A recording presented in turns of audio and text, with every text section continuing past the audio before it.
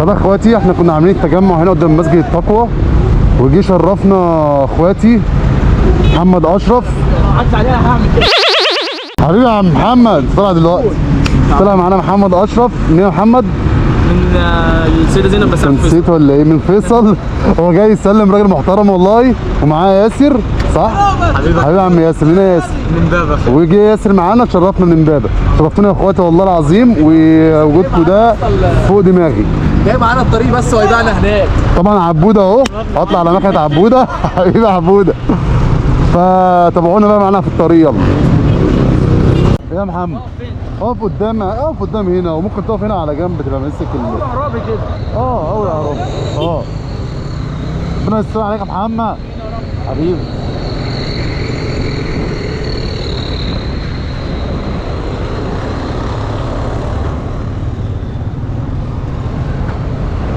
عايزك ننجح على الطريق.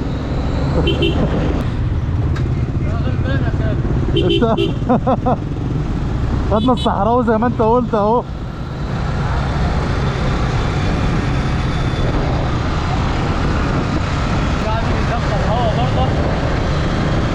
لا خليها تقفل عليك، خليها تقفل. الجنبين المفتوحين دول.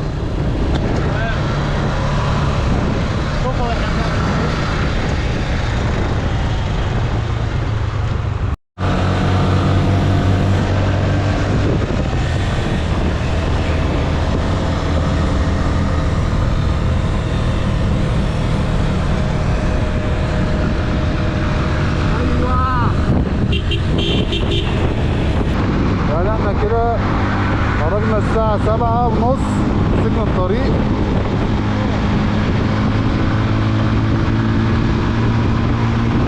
ربنا يسهل ونوصل على خير.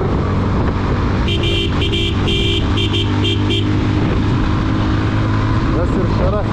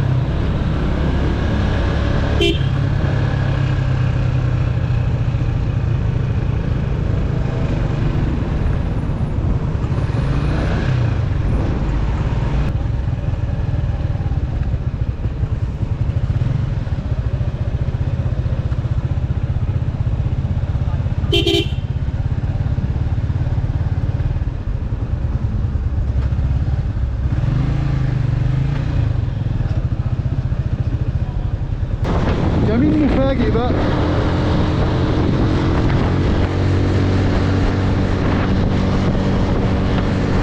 هو ياسر فين؟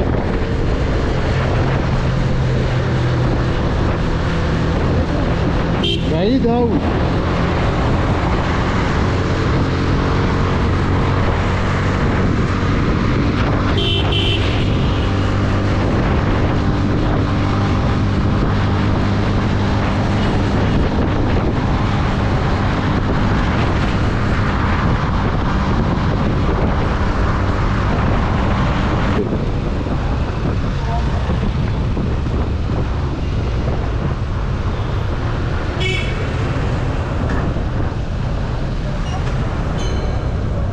ايوه يا باشا.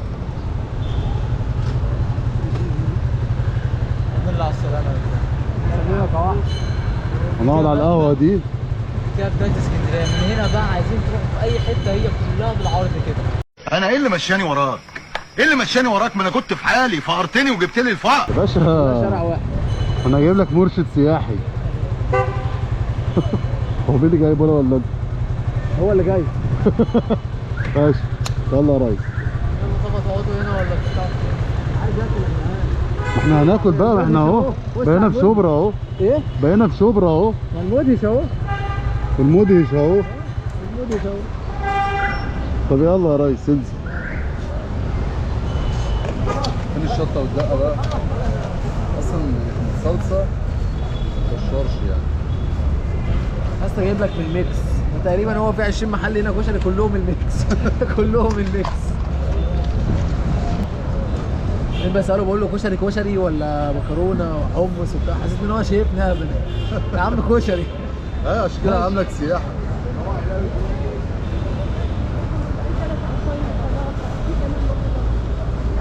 تقريبا عشان كده مفيش حد فاتح غيره. هو كلهم ميكس، ميكس يمين ميكس شمال. بينافسوا بعض. اه.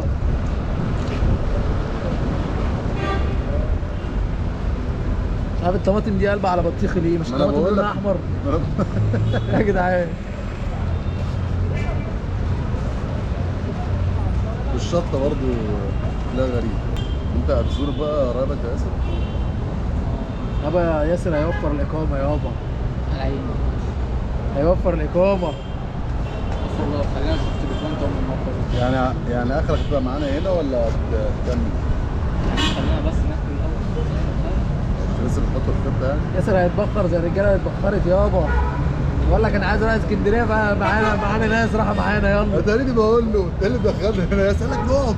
قلت له ياسر ده فاضل ربع ساعه على البحر. جنبنا امال قريبك فين يا ياسر؟ ده جنبنا اهي. اه ماشي يا ياسر. هو انت قلت تجيب جزمه انت خلاص وصلت. لا يا عم احنا هنخش جوه تاني. هنعمل ايه جوه بقى؟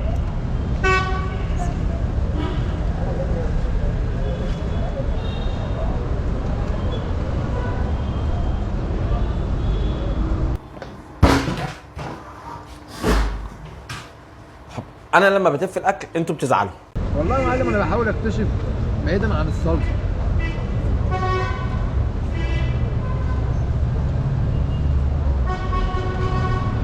لا هنتصل لا مكرونه عادي. لا شغال. بس ده ب 25 جنيه عندنا عبد. خلاص يا اسطى روح هاتوا من عندنا. ابعت مرسول من هناك لهنا. سلام يا سلام. ولما يجي غلط اتاخرت عن الساعتين. كل بقى الاوردر بقى. اخيرا يا جدعان جينا اسكندريه. الشواطئ اهي بس فاضيه مش عارف ليه. بس مدارس بقى، احنا على فكره موسم وخلص يعني، المدارس ابتدى يا باشا. بس الدنيا رايقه والجو حلو يعني، الجو كده فيه لسعة بروده جميله. ايه نصح الناس ولا ايه؟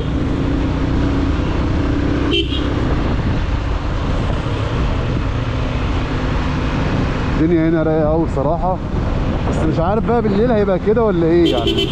لازم ننزل بالليل على فكره. خليها يا عبوده.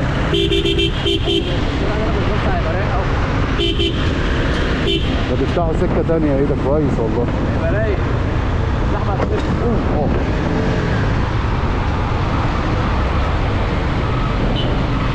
اصلا طريق بحري كله بيبقى زحمه ساعات وبتقف وقفه وحشه عشان الطريق صغير، بس بيوسعوه. ولو وسعوه هيبقى زحمه برضه. هو زحمه بس هيمشي. بس في المواسم على الاقل يعني، مش في كل الاوقات وهيمشي مش هيفضل واقف. احنا لسه مش عارفين نبتدي ازاي او نروح فين ونيجي منين، عشان لسه هنروح ناخد شقه. فانا برجح عامه ان انا اخدها في خالد بن وليد. طول عمري بناخد الشقق في خالد بن وليد، بتبقى قريبه من كل حاجه. مش عارف بقى لسه عبوده عنده راي تاني او فكره تانيه ولا لا، بس هوريها له كده هينبسط منها يعني. لاني بنزل من السكن بلاقي كل حاجه جنب مني، بتمشى بلاقي كل حاجه ترفيهيه. شواطئ بقى كده جايه، في شواطئ موجوده في كل حته، بس المشي نفسه حلو.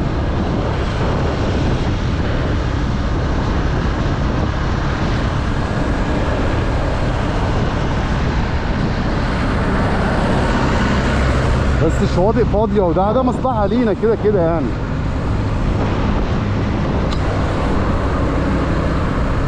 في ناس بتصطاد هناك اهي. مش عارف بيصطادوا ازاي كده، ناس الماره كده ولا ايه؟ هنشوف يا باشا اخر النهار يبقى عامل ازاي. احنا كده كده هننزل اخر النهار. ده بيصطاد على الشط ده، ده بيهزر. الحق ده ممكن يصطادنا انا. انا اول واحد اهو بيصطاد اهو. تبقى ميه عاليه. تعالى كده نشوف الناس دي بتعمل ايه. بس اكيد ده مش شاطئ يعني.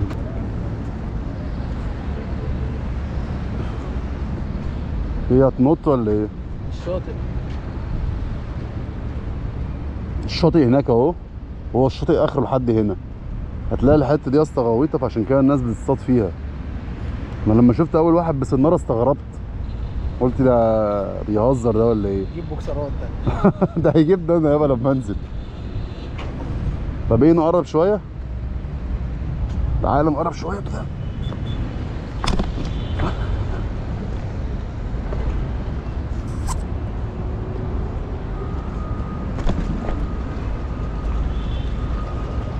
هو مين اللي قال ميه اسكندريه مش حلو؟ بس مننا يعني. والميه جميله اهي، والصخور باينه اهي، والميه تحسها صافيه كمان. اوعى تقع. الناس بتصطاد هناك اهي.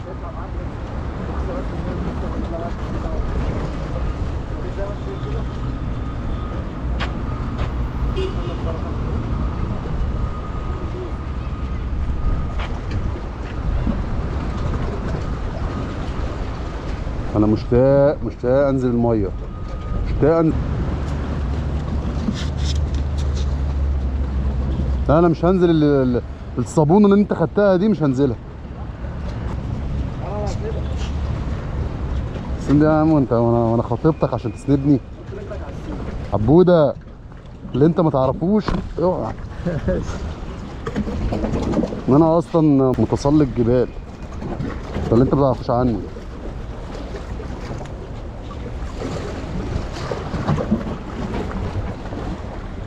مفيش سمك خالص يا اسطى. لو في سمك هيبان. في سمك ولا مفيش سمكية حتى ماشية بالغلط. بس بص الميه اصلا عامله ازاي. هو مين بقى اللي يقول لك بقى اسكندرية مش ميتها وحشة؟ اما احنا في شواطئ عادية اهي، ومية جميلة زي الفل اهو. وفي غطاس هناك كمان. هلا ابو فلوس. يجيلك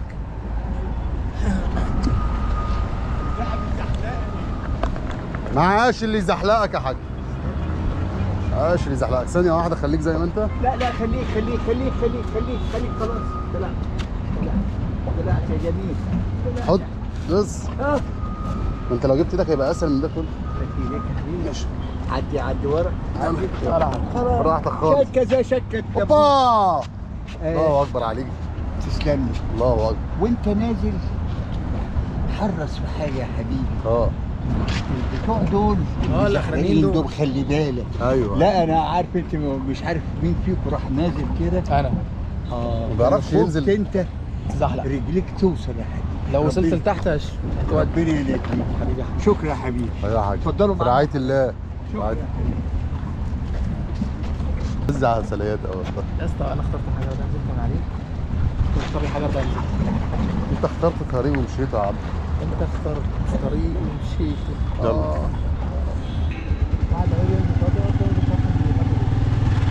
دول فاضيين. بس انا البحر محمسني قوي، عايز انزل باي طريقه، بس نشوف سكن الاول. اتكسف. تتكسف؟ صور بعمل له كده لايك يعني. والله. تعمل له لايك ليه يا عبد؟ الراجل بيتكسف يا عبد. تواصل اجتماعي يا جدعان. بيتكسف. الله. تواصل اجتماعي. الناس اللي بتتكسف دي انضف ناس ممكن تقابلها على فكره. ايه؟ الناس اللي بتتكسف دي انضف ناس ممكن تقابلها. عارف ليه؟ عارف ليه يا صاحبي؟ عشان انا احيانا بتكسف. انت حاسس بالكسل؟ فانت صنفت نفسك فانت من احسن الناس. يعني بيقولوا. ان شاء الله عليك يا فندم. حبيبي يا رياسة. يا ابن عمي مين ده؟ ولا يعرف.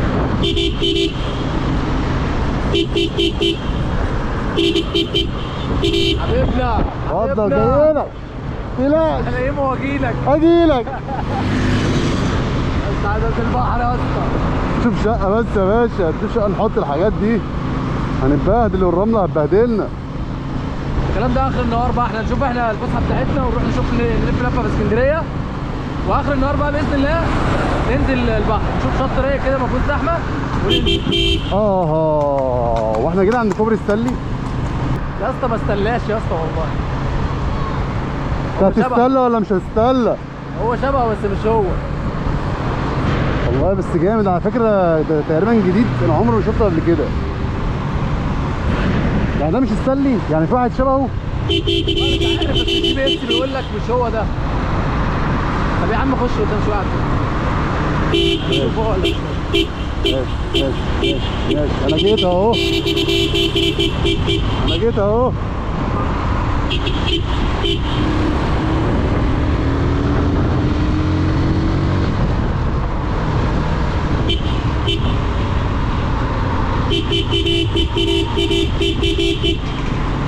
انا جيت اهو.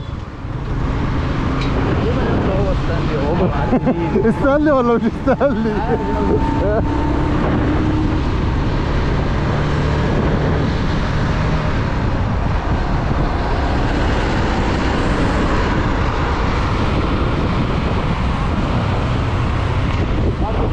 هنا بقى مراكب وعناكب. تاخد هنا شويه صور حلوه. بس التوسيع الطرق برضه مبهدل الدنيا لسه. الدنيا دي بقى لما انت عارف يا اسطى انا بعشق اسكندريه ليه؟ ممشى اهو يا اسطى الدنيا حلوه. ممشى وناس مبسوطه وناس فرحانه، وتحس ان انت بص دخلت عالم تاني والله. يعني ما تحس ان الناس ما عندهاش مشاكل، مع ان كلنا مليانين مشاكل، بس الناس بتيجي هنا بتنسى كل حاجه. يعني انا رحت السخنه في مره ما انبسطتش، عباره عن ميه بس.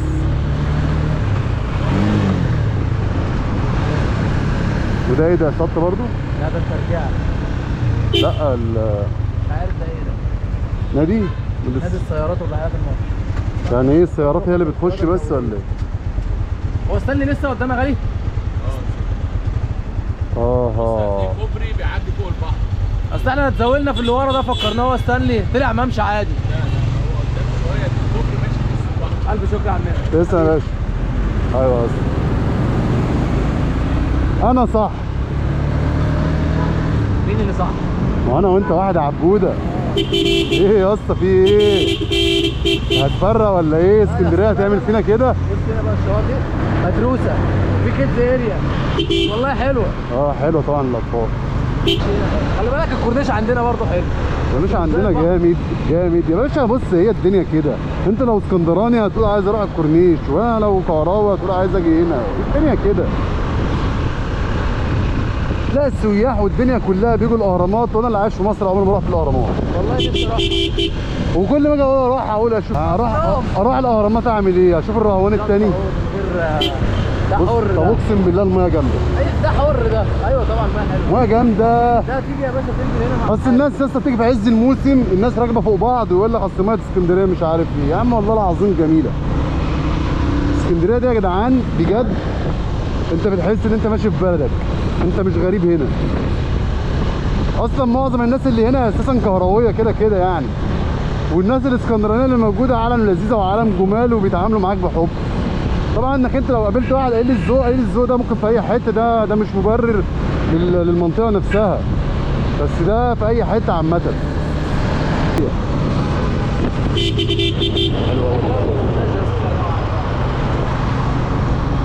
مشكله يا اسطى العماير اللي في الوش ديت بقى من الملح بتاع البحر والكلام ده، تقعد تتجدد كل فتره على فكره.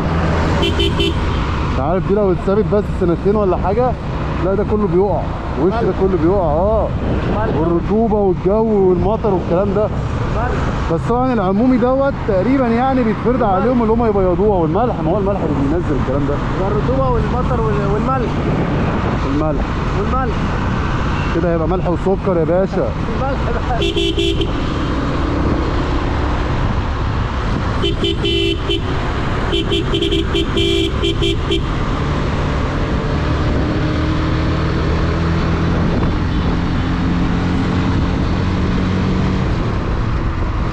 بقول لك ايه، هنروح كوبري السلي وبعدين نشوف شقه بقى. الابوار هناك اهو. الصخور دي اكس ليه عليها متفجرات.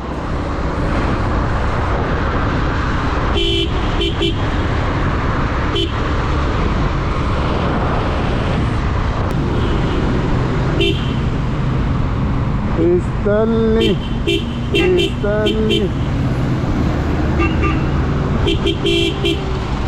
طب ايه، عايزين نتمشى ولا نخش ولا نعمل ايه؟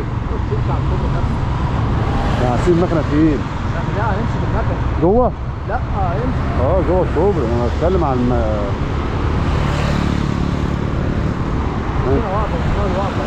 والله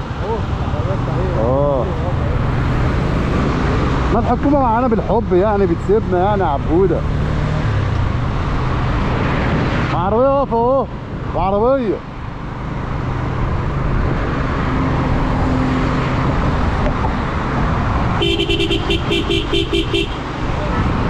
لا احنا ناخد شقه بقى بقى. لا احنا كده ناخد شقه بقى عشان بص انا كده فرهطت وتعبت وعايز انزل ما باي طريقه. انا شويه كده هسيب لك هدومي وانزل. طب يا جدعان اخيرا خدنا الشقه. الشقه ايه؟ الشقه ديت اوضه وريسبشن، في مطبخ، في كل حاجه، ميه جديده، في بوتاجاز، في ثلاجه، ريسبشن مفروش حلو ومحندق كده وجميل، وده عبوده طبعا انتوا عارفينه. وفي تلفزيون كبير حلو، في حمام واسع وفي بانيو، في كل حاجه برضو. ودي الاوضه فيها سريرين وفيها تكييف، فيها سريرين وفيها تكييف، فيها دولاب، فيها تلفزيون تاني. الاوضه جميله عجبتني، سعرها حلو. الحمام عجب عبده. والله حمام نظيف. حمام نظيف. هي الاوضه كلها حلوه بصراحه. الشقه كلها حلوه. ايه ده، في عفاريت ولا ايه؟ لسه بنقول حلو. الباب بيقفل لوحده. ده سنسور امان ده ولا ايه؟ سعر الريسبشن والغرفه الشقه كلها عامله معانا 400 جنيه في الليله. 4 بلابل يا باشا، 4 عواميد. فسعرها جميل برضو. انا عايز اقول لك اصلا ان هي على عمومي قدام كوبري ستانلي بالظبط. جميع انواع المطاعم عندك جنب مني، وزير الحلو بلبن وهارد اتاك وبافلو برجر وبازوكا، كله جنب مننا، مفيش دقيقه على رجلك. فان شاء الله تبقى بدايه خير، ولما ننزل بقى نوريكم الدنيا تحت عامله ازاي. اصحى. طبعا عدوا جعان دلوقتي، عايزين ننزل ولسه هنشوف هنعمل ايه. جعان والله، عايز اكل، عايز اغير هدومي واكل. يلا يا باشا، يلا نغير كده وننزل نشوف هنعمل ايه تحت. يلا بينا. يلا يا باشا. طبعا يا جدعان ما ينفعش ننزل اسكندريه من غير ما ناكل سمك. ده طبعا عيب في حق الاسكندرانيين، فقلت لازم هم يوجبوا معايا. فدخلت المطعم دلوقتي اهو، نقينا السمك كده بيلعب، وزمانهم دلوقتي بيتحاسبوا على النار. 5 كده بقى لما الاكل ينزل واقول لكم ايه رايي فيه، ولو حلو اقول لكم على المكان. طبعا يا جدعان زي ما انا قلت لكم الاكل نزل اهو، لو الاكل حلو اقول لكم مكانه، لو مش حلو مش هقول ولا كاني قلت حاجه. تعالى كده بص بصه سريعه.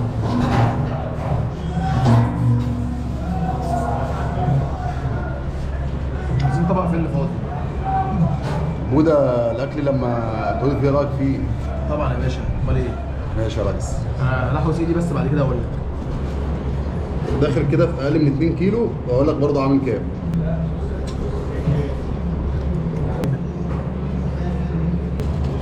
كده السمكه الاولى، دي الثانيه. كان لسه اقول لكم تعالوا كلوا والله معايا، بس اللي ما جاش براحته بقى. احنا قلنا ونبهنا كذا مره. يا عم خلاص على وجه البلد. الاكل جامد قوي، جامد قوي.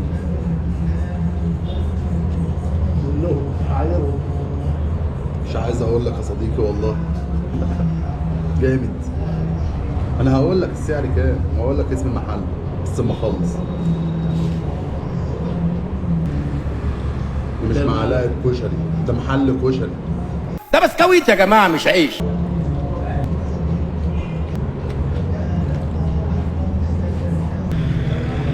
بيجيبوا لي عروسه.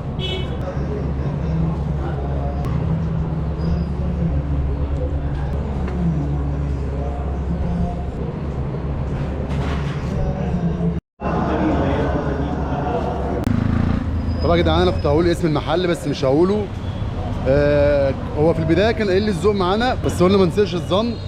فبعد ما كلنا بصراحه الاكل كان كويس وتمام، بس برضو لما جينا حاسبنا برضو اسلوبه مش كويس. مش معانا احنا، لا هو اسلوبه مش حلو. حتى لما بيتكلم الناس يعني مثلا احنا زودنا عيش وسلطات وبتاع فبيقول له انت يا ابني ازاي ما تحطهاش على الفاتوره، بيتكلم كده بطريقه مش كويسه بصراحه وقدامنا. فقلت له يا عم خد حسابك عادي فيه يعني، حط كل الكلام ده يعني هو غلط حطه. فلا انا اتضح لي اللي هو صاحب المحل اسلوبه مش كويس فانا ما انصحش بيه. فعشان كده مش هقول لك على اسمه لان ملهاش لازمه وانا ما احبكش تبقى في الموقف دوت. طبعا يا جدعان انتوا كده حضرتوا اول يوم معانا في اسكندريه. احنا طبعا خدنا بريك كتير فخدنا وقت اكتر. احنا قعدنا 4 ساعات بدون بريك شويه بسبب ان احنا رحنا العجمي الاول وقعدنا وفطرنا بحري فخدناها من ناحيه القبلي فده طول معانا الوقت اكتر. وبعد ما رحنا بحري لفينا هناك شويه وبعد كده رحنا شفنا سكن نقعد فيه لحد ما استقرينا ونزلنا. كان اليوم راح علينا شويه ونزلنا كلنا سمك زي ما انتم شفتوا كده. فانا عايز اعرف لو انت معايا انت ممكن ايه اول حاجه تفكر فيها تاكلها هناك. فاحنا يومنا خلص لحد هنا وبكره ان شاء الله هنخرج في اماكن كتير فانتظرونا في الفيديو الجاي. ليك اي تعليق على الفيديو قول لي وسلام.